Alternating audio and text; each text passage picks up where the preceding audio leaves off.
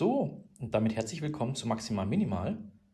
Mein Name ist Max und heute gibt es ja bereits, wie angekündigt, ein Lok-Vorstellungsvideo und zwar von der neuen Baureihe 218 von Märklin mit der Nummer 39215. Ich würde sagen, wir packen auch direkt mal die Lok aus.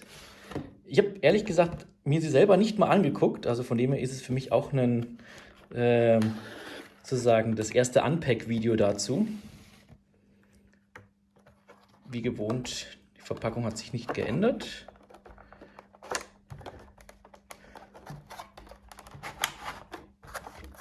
Aber das passt auch. Hier Zurüstteile. Und da haben wir auch schon die Lok. Ich würde sagen, ich tue auch mal hier das mal zur Seite. Und da haben wir schon die Lok. Das ist die 218401.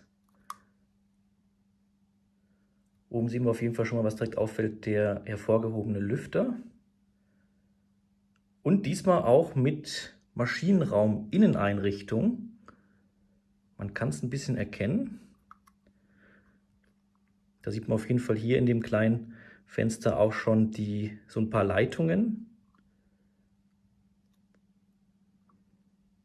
Also da bin ich echt gespannt, weil das nämlich bei der Lok nämlich eben das erste Mal ist, dass der Maschinenraum wirklich angedeutet ist, respektive dass da auch eine Maschinenraum-Innenbeleuchtung gibt.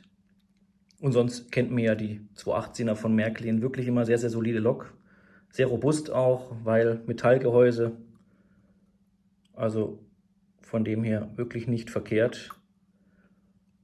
Ohne Hutzen, ich weiß gar nicht, muss man mal gucken, ob die anderen normalen Hutzen auch reinpassen. Vielleicht je nachdem, wie weit man quasi dann in der Epoche das Ganze darstellt, ob man sonst die Lok noch mit Hutzen einfach bestückt. Aber das muss man mal schauen. Also gefällt mir wirklich sehr, sehr gut. Und ich würde sagen, machen wir das Ganze kurz. Mich interessiert vor allen Dingen die Maschinenraum-Innenbeleuchtung. Ich denke mal euch auch, weil der Rest, sagen wir mal, ist es relativ ähnlich zu den anderen 218ern, die Märklin im Programm hat oder hatte. Wie gesagt, ist aber überhaupt nicht negativ gemacht, sondern wie gesagt, mir gefallen die sehr, sehr gut. Und dann gleisen wir die mal auf und ich würde sagen, wir schauen uns mal die Funktionen an. Bis dann!